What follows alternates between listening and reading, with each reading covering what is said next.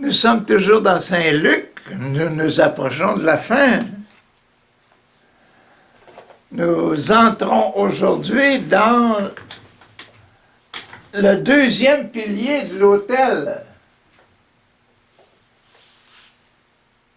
Juste en dessous de la table. Juste en dessous de la table des offrandes. Et ce passage, cette série de 7 passages-là, 7 passages-ci correspondent à ceux-ci, mais dans l'esprit qui est au centre, dans l'épée au centre, au centre, c'est « Aimez vos ennemis ». Voici ce que dit Luc dans son chapitre 6. Mais je vous le dis, à vous qui m'écoutez, aimez vos ennemis, faites du bien à ceux qui vous haïssent, bénissez ceux qui vous maudissent et priez pour ceux qui vous maltraitent. Et il finit, ce passage finit par « Soyez pleins de bonté comme votre Père est plein de bonté ». Aimez vos ennemis. Et aujourd'hui, dans le chapitre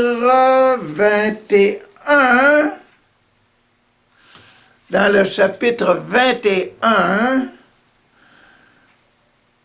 malheurs qui arriveront à la fin du monde. Nos ennemis à la fin du monde.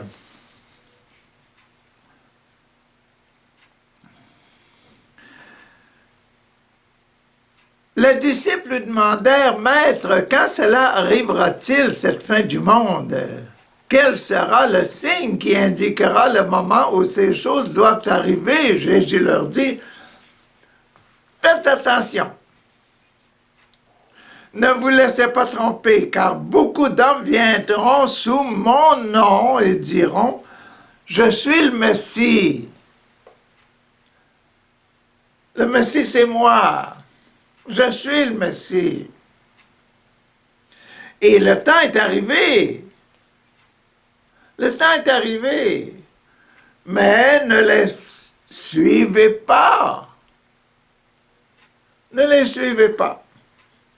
Quand vous entendrez parler de guerre, ennemi, ennemi, ennemi, ennemi, de guerre, de révolution, ne vous effrayez pas. Il faut que cela arrive d'abord. Mais ce ne sera pas tout de suite la fin du monde. Puis il ajouta, un peuple combattra contre un autre peuple. Guerre, guerre, guerre, les ennemis, ennemis, ennemis. Et un royaume attaquera un autre royaume, il y aura de terribles tremblements de terre et dans les différentes régions, des famines, des épidémies. Il y aura aussi des phénomènes effrayants et de grands signes venant du ciel.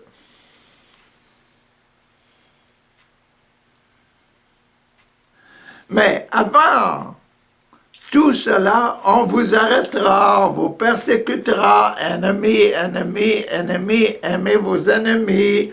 On vous livrera pour être jugé dans les synagogues et on vous mettra en prison. On vous fera comparaître devant les rois, les dirigeants à cause de moi.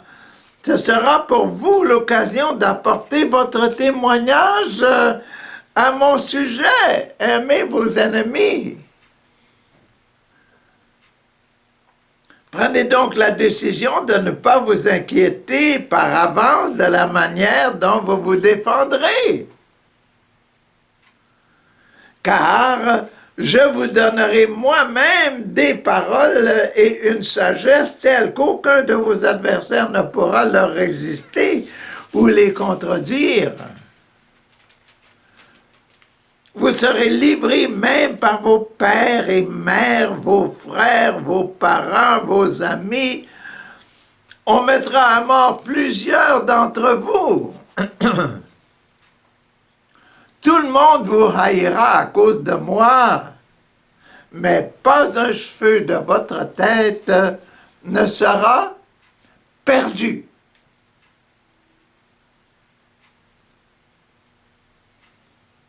Tenez bon, c'est ainsi que vous sauverez vos vies. Aimez vos ennemis et vous serez sauvés. Faites du bien, aimez comme votre Père, le bon Dieu est bon.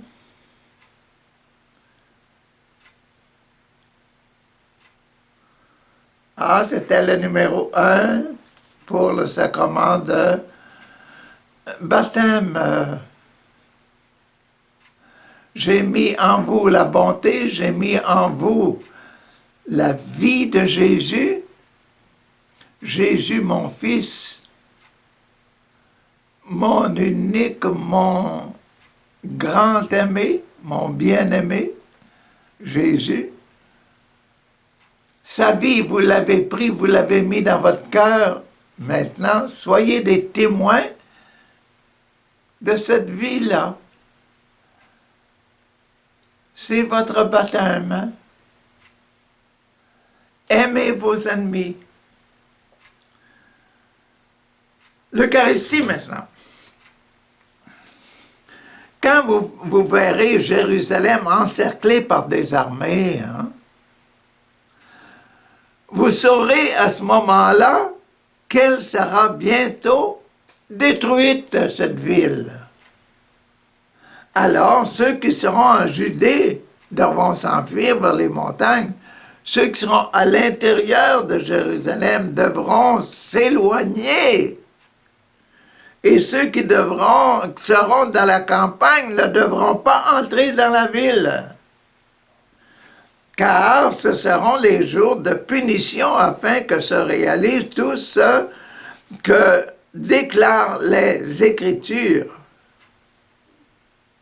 Quel malheur sera ce jour-là pour les femmes enceintes, pour celles qui allaiteront, car il y aura une grande détresse dans le pays et la colère de Dieu se manifestera dans le peuple.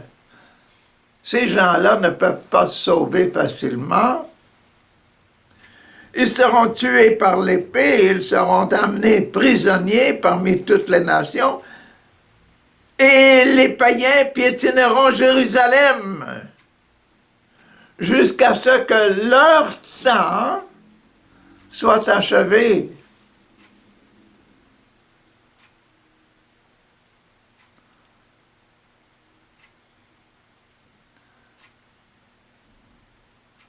L'esprit de la mort, l'esprit de l'ennemi, la bataille est entrée dans le cœur de Jérusalem.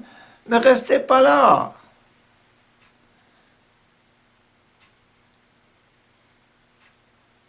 Ils vont détruire la ville, ils vont tuer les gens dans la ville, ils vont vouloir s'emparer de la ville, de cette belle ville. Et comme ils ne peuvent pas la mettre dans leur poche, ils vont tout détruire.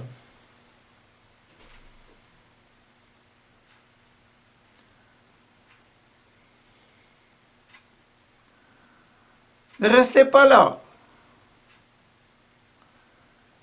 Le royaume de Dieu est au-dedans de vous.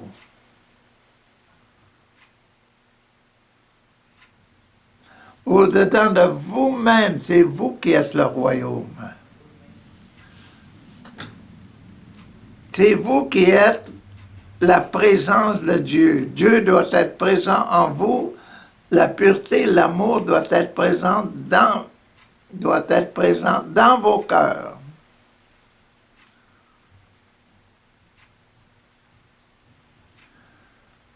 Bon, réconcilions la venue du Fils de l'homme.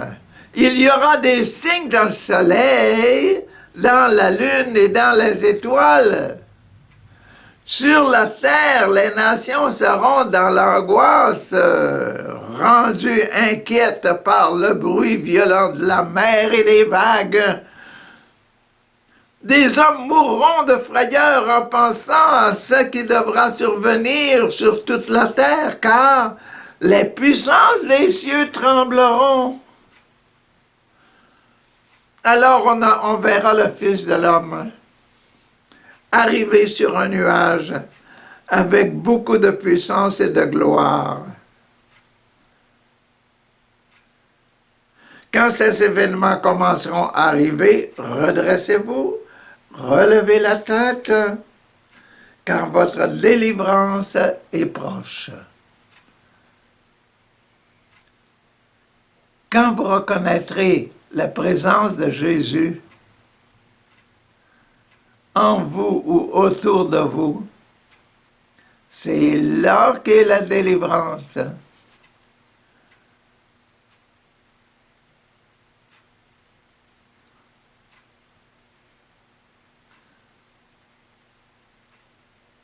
La mort, c'est une ouverture vers la lumière. Quand la porte de la mort s'ouvre, oh là là, la lumière. Jésus apparaît. Notre vie, ce que nous avons fait de bien, apparaît merveilleux. C'est une merveille à nos yeux.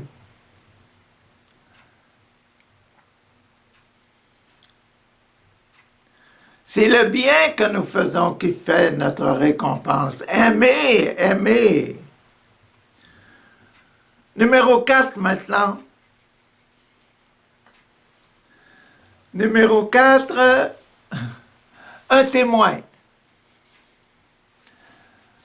Un témoin, la confirmation que la vie est là. Puis Jésus leur dit cette parabole. Regardez le figuier et tous les autres arbres. Regardez les arbres au printemps, regardez les arbres. Hein. Quand vous voyez leurs feuilles commencer à pousser, vous savez que la bonne saison est proche. De même, quand vous verrez ces événements arriver, sachez que le royaume de Dieu est tout proche. Je vous le déclare, c'est la vérité. Les gens actuellement vivants ne seront pas tous morts avant que tout cela arrive. Le ciel et la terre disparaîtront quand vous allez mourir. Les belles étoiles, le beau soleil, etc., les beaux nuages. Ah, et la terre, même la terre, quand vous allez mourir, hop, disparu. Mais mes paroles ne disparaîtront jamais.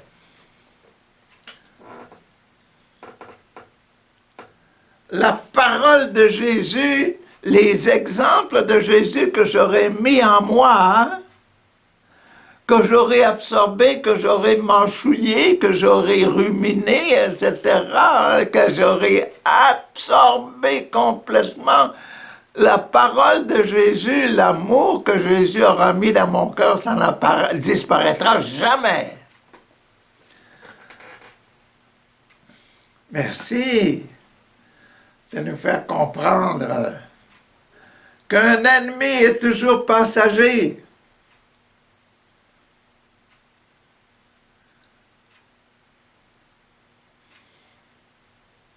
Un ennemi est toujours passager. La terre va disparaître, les ennemis vont disparaître.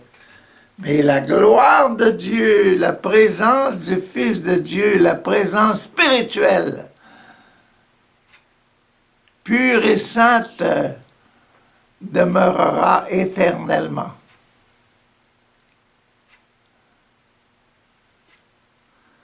Extrême onction maintenant.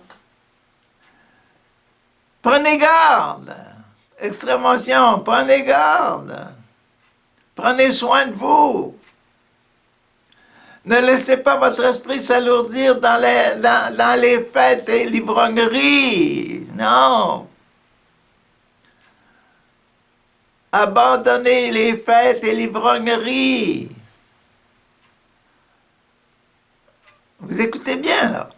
Abandonnez les fêtes et l'ivrognerie, c'est pas ça qui sanctifie. C'est pas ça qui rend heureux. ainsi que dans les soucis de cette vie. Sinon, ce jour-là vous surprendra tout à coup, car il s'abattra comme un filet sur tous les habitants de la terre entière. Le jour du Seigneur, la mort. Ne vous endormez pas. Priez en tout temps. Priez en tout temps, afin que vous ayez la force d'échapper à tout ce qui doit arriver et de vous présenter debout. Vous présentez debout. Vous présentez debout. Bien établi. Les deux pieds sur le roc. Hein? Afin de vous présenter debout devant le Fils de l'homme. Me voici, c'est moi.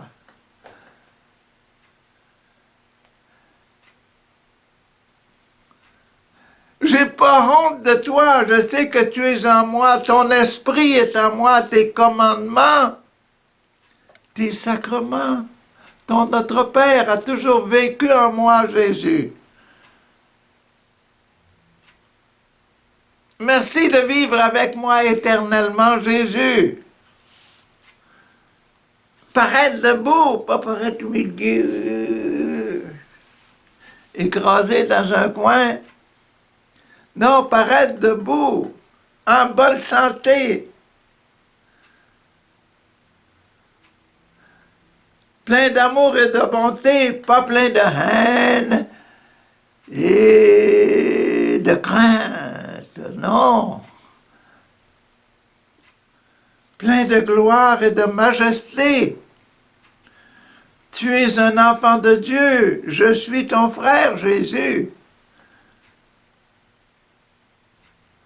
Je suis aussi un enfant de Dieu. Ah! Pendant le jour, Jésus enseignait dans le temple, mais le soir, il s'en allait pour passer la nuit sur la colline appelée le Mont des Oliviers. S'en allait prier. Et tout le peuple venait au temple tout le matin pour l'écouter.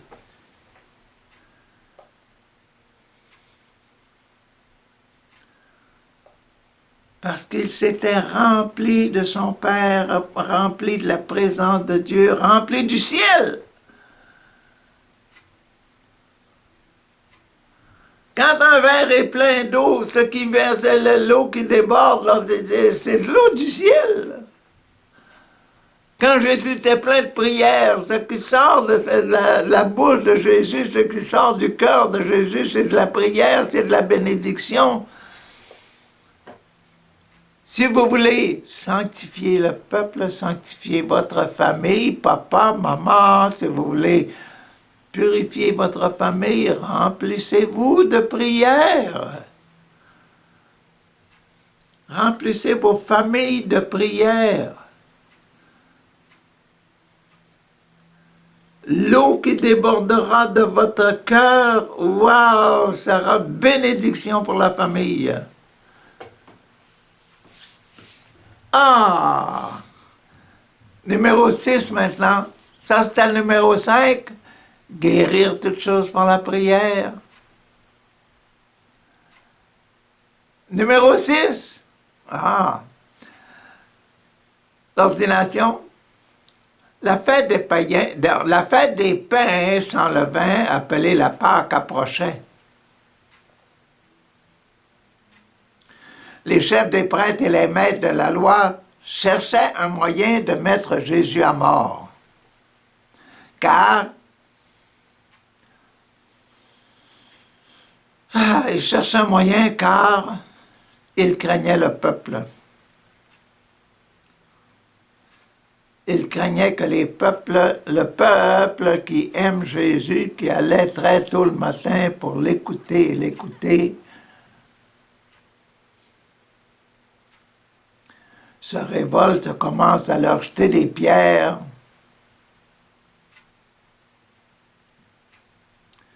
Si on veut attraper Jésus, on doit le faire en secret, sans brusquer du tout le peuple. Pourquoi est-ce qu'on parle de ça? C'est fini là pour l'ordre, le sacrement de l'ordre, là. C'est fini là. C'est juste cette petite chose-là. C'est les prêtres, là. Les chefs des prêtres et les maîtres de la loi cherchaient le moyen de mettre Jésus à mort. Les prêtres, ils ne voulaient pas se faire célébrer la prière. C'est pas la prière, c'est pas tellement le sacrifice de Dieu, le service de Dieu dans le temple qui les intéressait là. C'était mettre Jésus à mort. C'était les ordonner, ça. C'est pour ça que Jésus voulait aussi changer ces prêtres-là. Pour ça qu'il avait parlé de la vigne et les mauvais vignerons, qu'on a vu dans les autres paragraphes, là.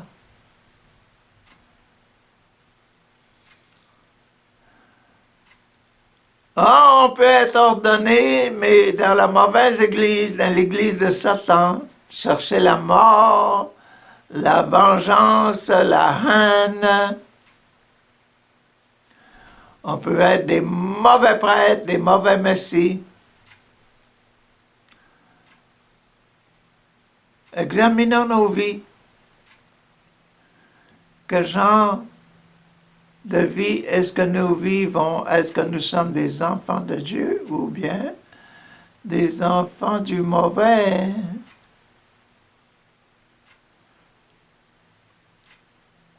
Et le mariage, maintenant, le mariage, ces prêtres-là, là, l'idée qu'il y avait au cœur, on va le tuer, ce Jésus. Des ordonnés de mauvaise église, là. Le mariage, on va le tuer. Leur idée doit faire un succès, on va le mettre en croix.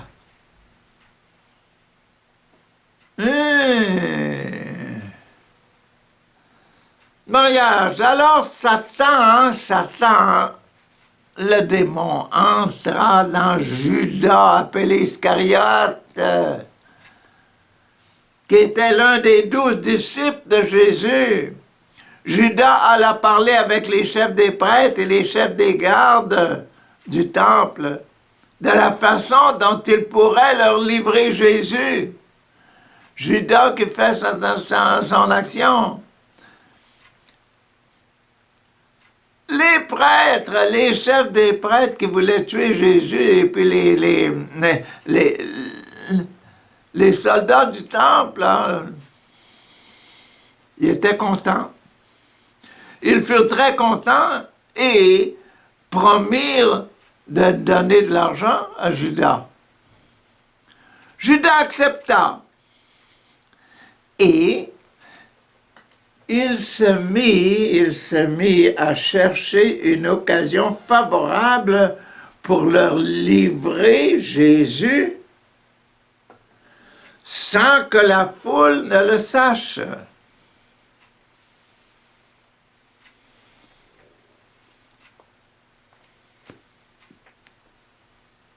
Sans que la foule ne le sache. Et c'est le mariage. Il est marié à son idée. Il tient à son idée. Judas, il tient à son idée. Il est marié avec son idée.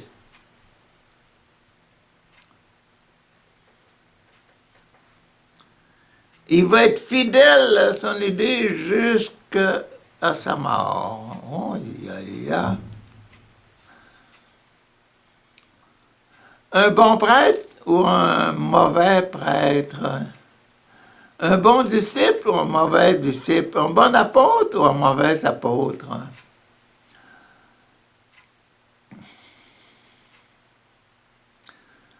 Ben, c'était aimer nos ennemis. Et Jésus aime son Judas.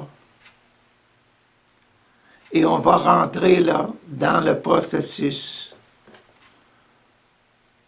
Que Jésus va même donner l'Eucharistie à Judas. Ah, ben c'était le aimez vos ennemis. Demain, on va être dans ne juge pas l'autre. Il faut se juger soi-même pour rentrer au ciel. Pas juger les autres.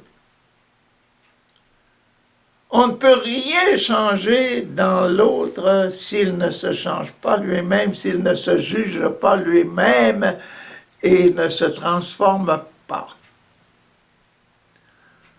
Pour devenir pur, il faut que ça vienne de moi. Pour que tu deviennes pur, il faut que ça vienne de toi. Pour rester pur, il faut que ça vienne de toi. Moi, pour rester pur, il faut que ça vienne de moi. Une grosse décision. Je dois me juger moi-même. Demain, qu'est-ce qu'on aura là-dessus avec Saint-Luc?